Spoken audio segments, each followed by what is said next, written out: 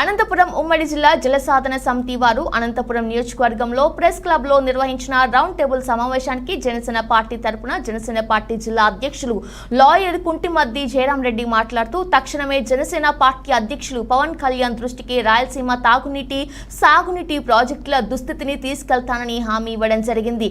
వచ్చే ఎన్నికల్లో అన్ని రాజకీయ పార్టీలు రాయలసీమలో పెండింగ్ లో ఉన్న సాగునీటి తాగునీటి ప్రాజెక్టులు అన్నిటినీ తమ మేనిఫెస్టోలో పొందుపరిచి అధికారంలోకి వచ్చిన తక్షణమే యుద్ధ ప్రాతిపదికపైన పూర్తి చేసి కరువు కాటకాలతో అలమటిస్తున్న రాయలసీమ రైతాంగాన్ని ఆదుకోవాలని ఉమ్మడి అనంతపురం జిల్లా జలసాధన సమితి వారు అన్ని రాజకీయ పార్టీలను డిమాండ్ చేయడం జరిగిందని అన్నారు.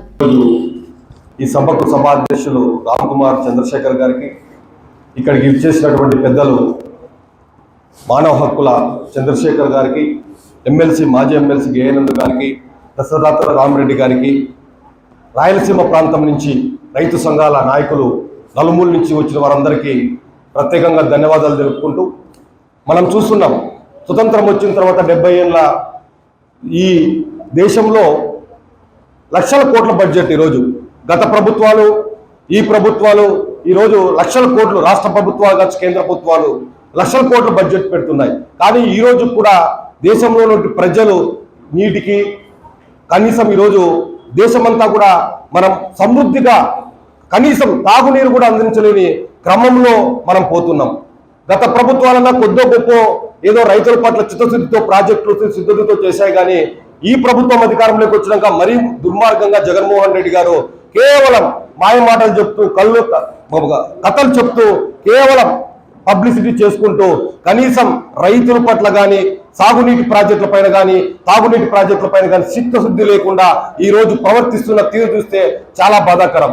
గతంలో మనం చూసాం 83లో తెలుగు గంగకు ఎన్టీ రామారావు గారు, 88లో నగరి గాలేరు ప్రాజెక్టు కానీ హాంద్రీవక్ కానీ అప్పట్లో ఉన్నటువంటి ముఖ్యమంత్రి ఎన్టీ రామారావు గారు కొన్ని నిధులు కేటాయించారు. తదనంతరం కాంగ్రెస్ గవర్నమెంట్ రాజశేఖర రెడ్డి గారు కానీ తర్వాత చంద్రబాబు నాయుడు గారు కానీ ఎన్నో నిధులు కేటాయించి కొద్దో గొప్ప అభివృద్ధి జరిగింది. కానీ ఈ ప్రభుత్వం మాత్రం కేవలం చాలా అన్యాయంగా రైతుల పట్ల నిర్లక్ష్యంగా వ్యవహరిస్తూ జగన్మోహన్ రెడ్డి గారి ప్రవర్తన చూస్తే చాలా బాధాకరం. ముఖ్యంగా మేము చెప్పేది ఏమంటే జనసేన పార్టీ నుంచి మా నాయకుల అధ్యక్షులు మా పవన్ కళ్యాణ్ గారు మేము ఎప్పుడు లేదా కూడా మమ్మల్ని అడిగేది ఒకటే, రాయలసీమకి ఎన్ని టీఎంసీలు వాటర్ కాబడతాయి, మరీ ముఖ్యంగా అనంతపురంకి ఎంత వాటర్ అవసరం అని చెప్పి ఇట్లా ప్రతి సందర్భంలో మాకు అడుగుతూనే ఉంటారు.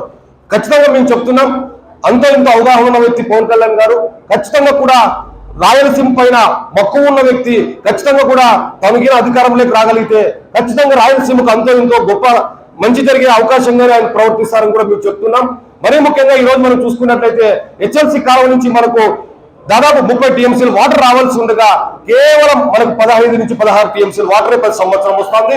మరోవైపు ఆంధ్రనివా నుంచి 40 లక్షల టీఎంసీలు వాటర్ రావాల్సి ఉండగా కేవలం 22 టీఎంసీలు వాటర్ వస్తుంది.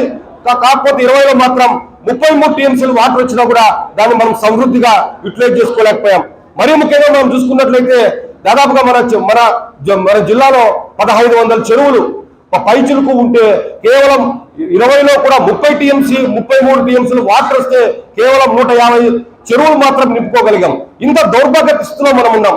గతంలో కూడా చంద్రబాబు నాయుడు గారు ఆంధ్రనివా కాలువని కొద్దిగా ఎక్స్టెండ్ చేయాలి, తద్వారా ఇంకొక 22 టీఎంసీల వాటర్ అదనంగా తెచ్చుకోగలిగితే మరీ ముఖ్యంగా అనంతపురం జిల్లా రాయలసీమ ప్రాంతానికి మంచి జరుగుతుందని కూడా బడ్జెట్ లో కొద్ది వరకు కేటాయించారు.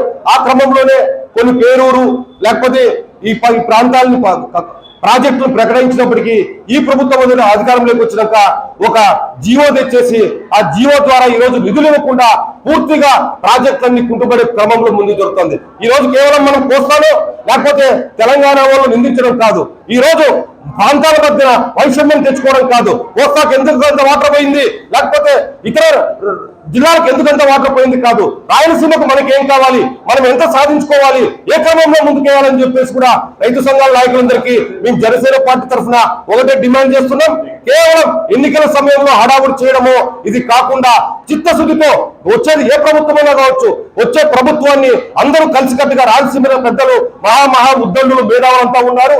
ఖచ్చితంగా మీరందరూ కూడా ఏ ప్రభుత్వం స్థాపించిన రోజు నుంచే అందరూ కూడా సమిష్టిగా వెళ్ళి ఆ ప్రభుత్వం పెద్దలకు వెళ్ళి లేకపోతే ఈ రాయలసీమలో ఉన్నటువంటి మంత్రులు కావచ్చు, ఎమ్మెల్యే దగ్గరికి వెళ్ళి మన హక్కు ఏదైతే ఉందో రాయలసీమ ప్రాంతానికి ఏవైతే వనరులు కావాలో, లేకపోతే రైతాంగానికి ఏమైతే ఈ నీటి వల్ల మంచి జరుగుతుందో ఆ క్రమంలో మనం ముందుకెళ్లి సాధించే దిశగా ఒక కార్యాచరణ రూపొందించి ఖచ్చితంగా ఆ విధంగా మన రాయలసీమ ఈ వాటర్ సమస్యను తీర్చే విధంగా కూడా ఒక కార్యాచరణ రూపొందించి మీరు 4 ఏళ్లు పనిచేసిన పశ్చాన ఖచ్చితంగా కూడా ఆ ప్రభుత్వం మెడలు వంచి మనం ఈ రాయలసీమ ఇప్పుడు ఏదైతే సమస్య తాగునీటికి కానీ వ్యవసాయం నీటికి కానీ సమస్య ఉందో ఆ సమస్యను మనం సాకారం చేసుకోగలం కాబట్టి ఖచ్చితంగా ఆ విధంగా కూడా అందరూ అడుగు వేయాలి. మేము ఖచ్చితంగా ఈ సమస్యని పవన్ కళ్యాణ్ గారి దృష్టికి తీసుకెళ్లి ఖచ్చితంగా ఇది వచ్చే మేనిఫెస్టో పెట్టి మేము క్రమంలో ముందుకెళ్తామని చెప్పి మీ అందరికీ తెలియజేస్తున్నాం. జై హింద్, జై జనసేన.